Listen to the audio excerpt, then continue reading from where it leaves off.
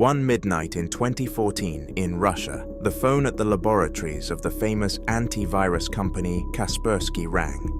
When the operator answered, the person on the other end of the line was a bank employee with the most tense and terrifying voice in the world.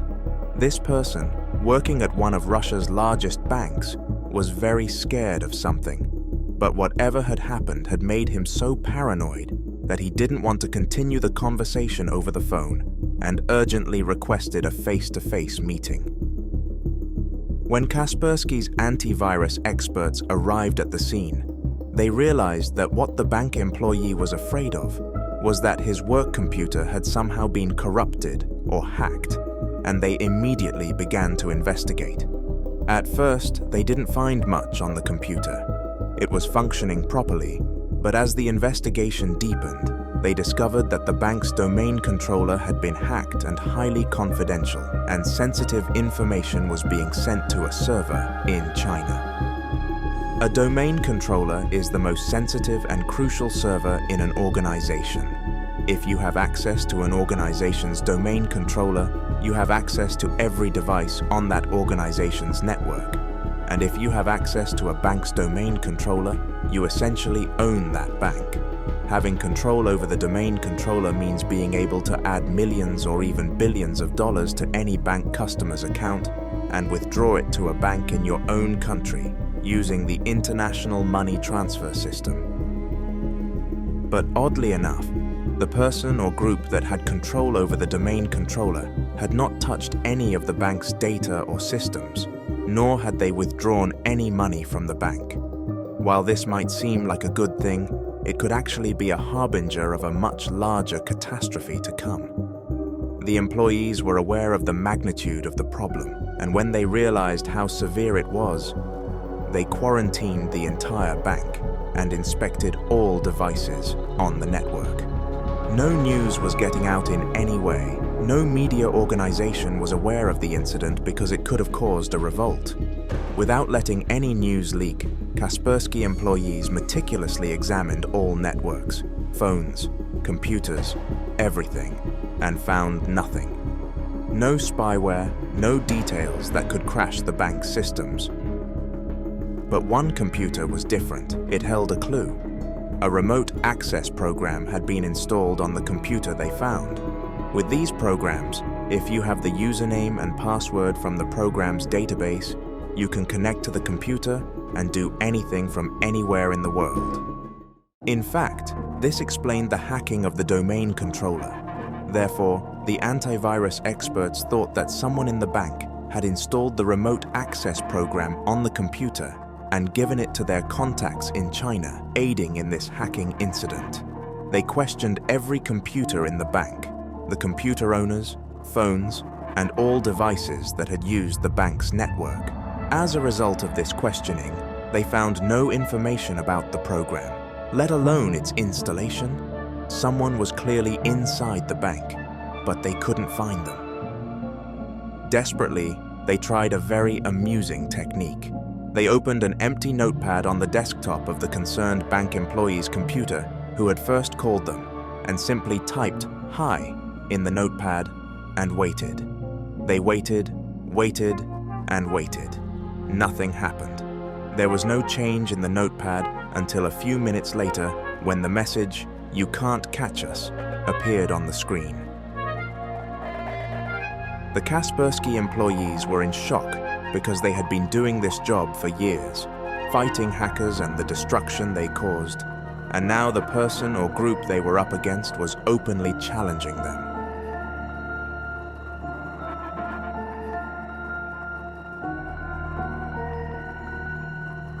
As they were experiencing the shock of the situation, a strange phenomenon began in the streets of Russia. The ATMs of the mentioned bank were literally spitting out money. Yes, spitting out money. Without any card insertion or physical contact, money was coming out of the ATMs, and individuals with completely masked faces, called money mules, were collecting the money from the ATMs, putting it into their bags, and disappearing. The group that had control of the domain controller was giving commands for the bank's ATMs to dispense money, and they were doing it so regularly and systematically that all the bank officials and Kaspersky employees could do was watch the continuous money withdrawals on the screens. In just a few hours, they stole a total of $7.3 million from all the bank's ATMs. Did they stop there, you ask? No, because humans are greedy and avaricious beings. While the Kaspersky employees were trying to investigate the situation and the group, they received news that an elderly man in another bank in Russia, who had only 34 rubles, worth $0.5, in his account, had received 10 million rubles, worth $146,000, and this money had been transferred to a bank in China via the SWIFT system. But these were just the beginnings. In one night, from another bank in Russia, someone had stolen another $10 million without firing a single shot, without even leaving their rooms. Moreover, this time there were no people collecting money from ATMs.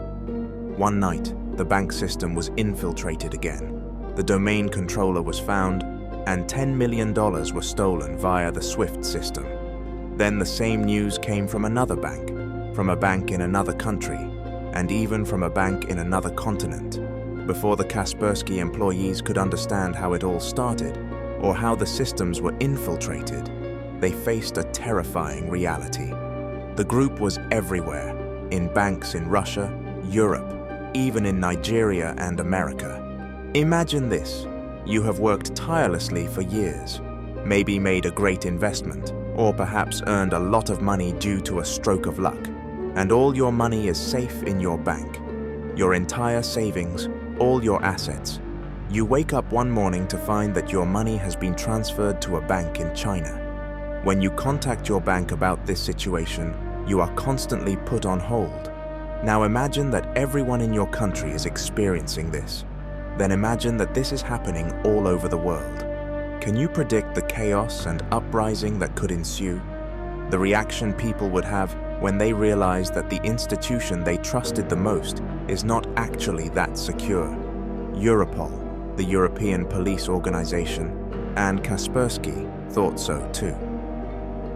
A few weeks after the incidents began, Eugene Kaspersky, the CEO of Kaspersky Laboratories, spoke about the incident. Then news broke that the incidents had been seen in banks in Europe and America. This was no longer an isolated case, and the whole world knew about it.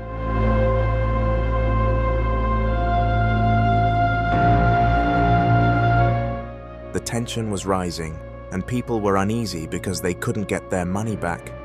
All their money was gone. The money they had saved for years, carefully putting aside, had been withdrawn from ATMs or transferred to a bank thousands of kilometers away. And the only response they heard was, "We are dealing with this." They couldn't get any other answers. All they knew was that their money was gone. Then a decision was made. To find the Carbanak network and combat these attacks, a team composed of attacked banks, Kaspersky Laboratories, Europol, and various cybersecurity experts would be established to put an end to these assaults. The team's name would be JCAT, the Joint Cybercrime Action Task Force. The first thing they needed to do was discover Carbanak. Carbanak was a program that simply created a backdoor on the computer.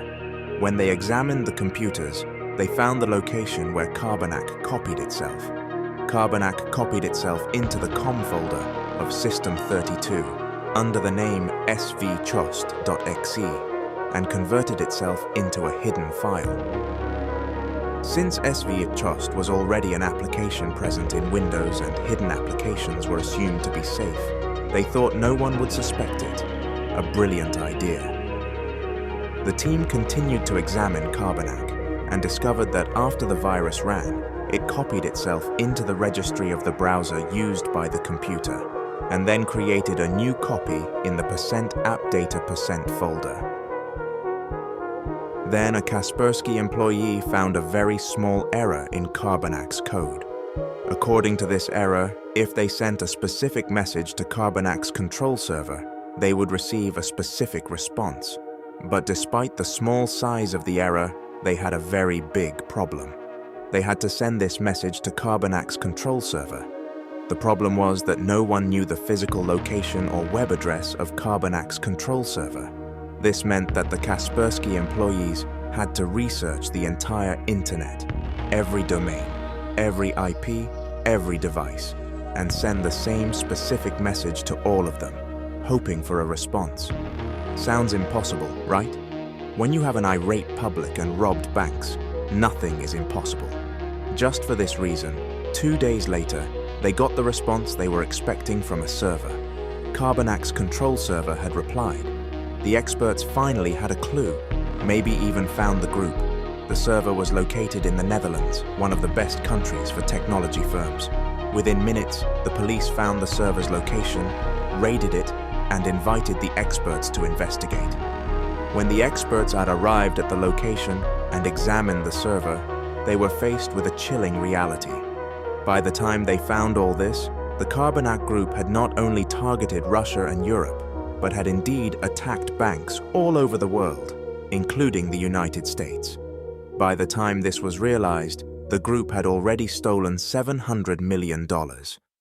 Faced with this reality, all intelligence agencies, including the FBI and the KGB, began a joint investigation into the incident. And at that very moment, the Carbanak group made the biggest mistake of their hacking career.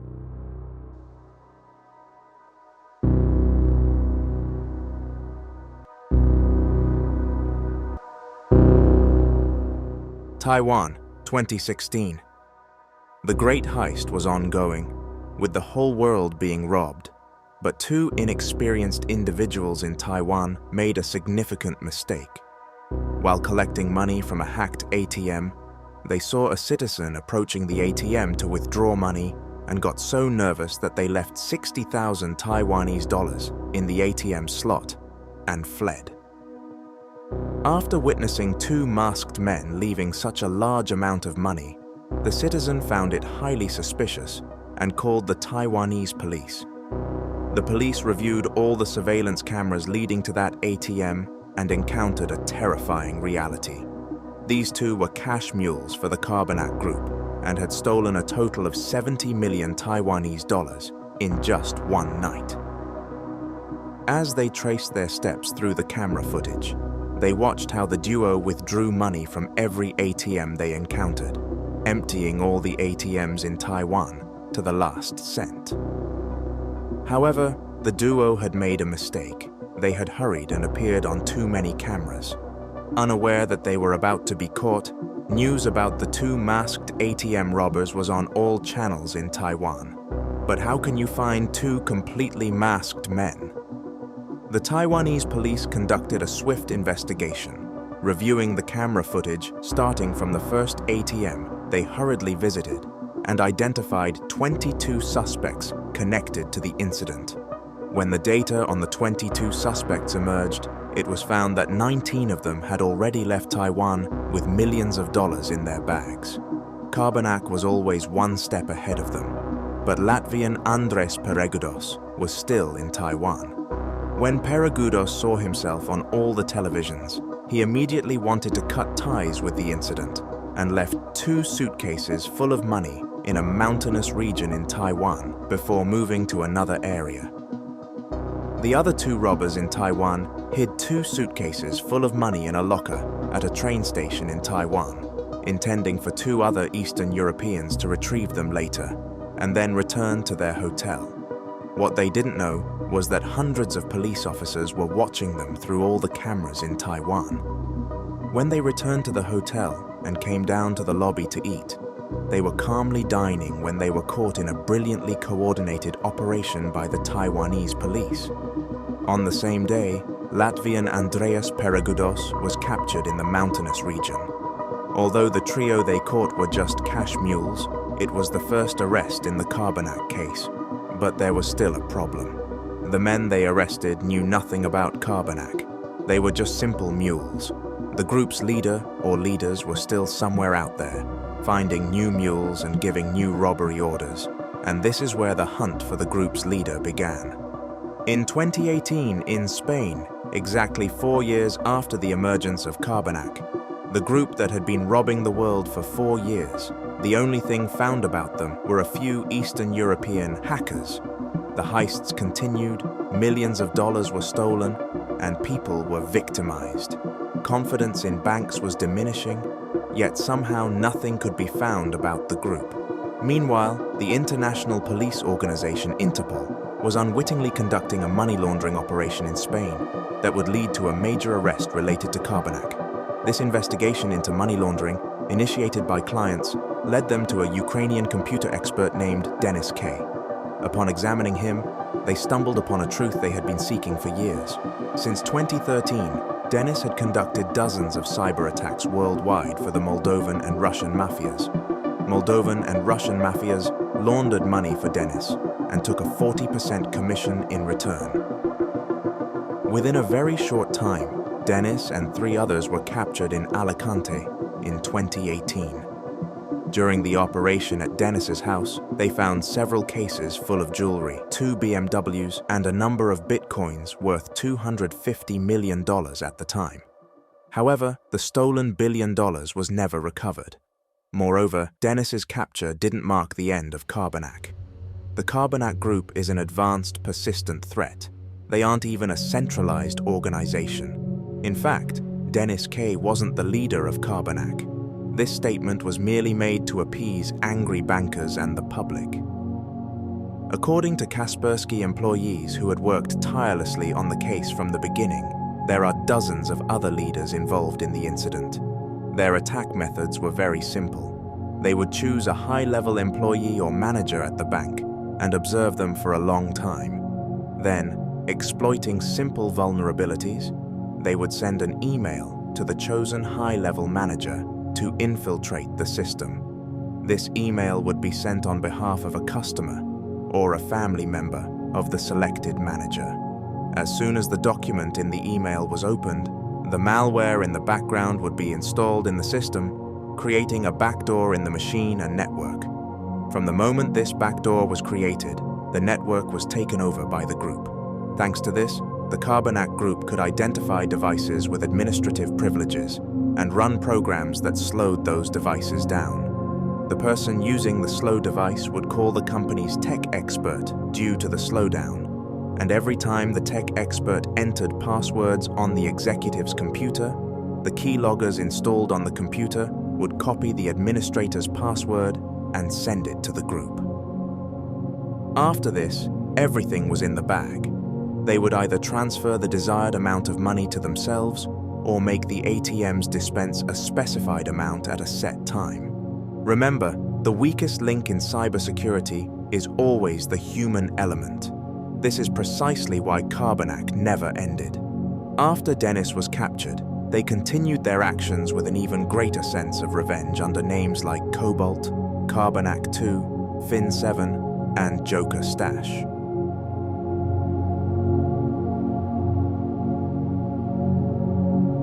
The hacker group known as Carbanak robbed the entire world. This group, alleged to include people of every nationality, stole $1 billion and was eventually caught due to Kaspersky's intensive investigations. The public was absolutely outraged. My father had cancer, and we were saving all the money needed for his treatment in the bank. I had been working tirelessly day and night for 20 years to support my children, but all my assets were taken away.